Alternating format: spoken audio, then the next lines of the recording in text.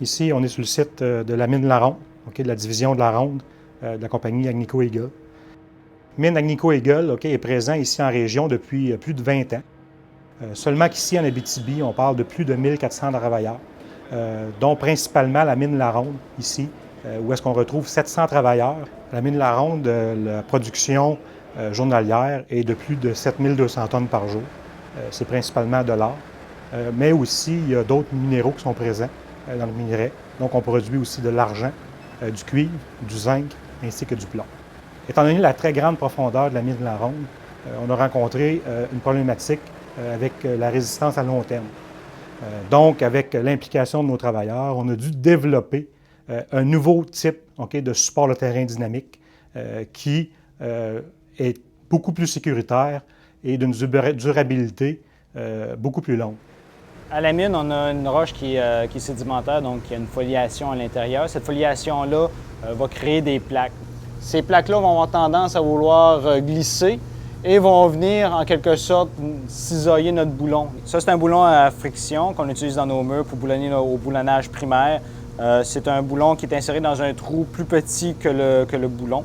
Et c'est cet effet-là de compression qui va garder le boulon en place. Donc, c'est un effet de friction avec la paroi.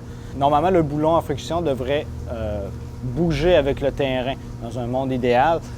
Par contre, avec la roche qu'on a ici, on n'est pas capable d'avoir ce type de mouvement-là dû au cisaillement qui se produit très rapidement.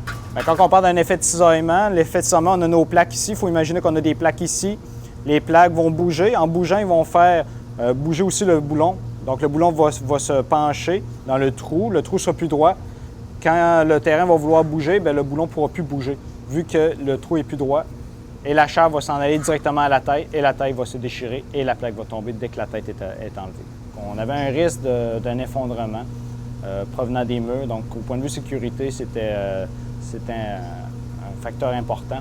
Donc, comment fonctionne le boulon hybride? C'est un boulon à friction 7 qu'on a ici 6 pieds 6 pouces avec un boulon rebord 6 pieds 2 pouces. On insère de la résine qui est utilisée pour la rebord à l'intérieur de la friction 7. Par la suite, on installe le boulon à l'intérieur du trou et on vient installer par la suite le boulon rebord à l'intérieur et on vient casser la chirpine de la note pour amener la plaque jusqu'à la paroi. Et au point de vue santé et sécurité de tous nos employés sur Terre, on peut s'attendre que notre boulon hybride soit efficace. On n'aura pas de risque que le mur puisse s'ouvrir suite à une rupture de nos têtes de boulon à friction, puisque la tête est beaucoup plus résistante.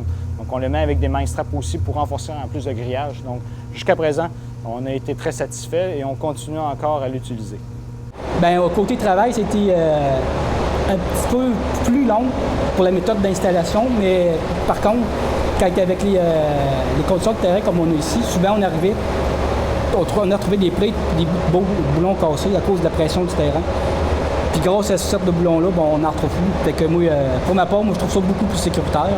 Vu que c'est un travail d'équipe avec les ingénieurs, que les gars ont travaillé beaucoup sur ce boulon-là, donc ça les a encouragés bien gros à continuer et à l'utiliser.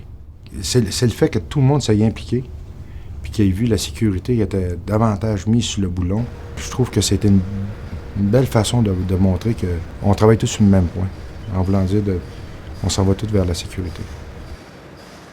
Si ce boulon peut aider une autre opération à avoir un guéri ou des infrastructures beaucoup plus sécuritaires, on n'a aucun problème avec ça. On est heureux de participer à l'amélioration des conditions de travail dans le milieu minier. Je pense que oui, c'est très, très exportable, surtout que le monde minier va de plus en plus en profondeur. Donc, les pressions de terrain sont les mêmes partout dans le monde. Donc, oui, il y a un aspect qui peut être très intéressant pour la sécurité des travailleurs partout dans le monde. Je pense que c'est important pour nous d'avoir des lieux de travail sécuritaires pour nos travailleurs. Et donc, nous avons intégré cette innovation-là dans les activités journalières de nos travailleurs.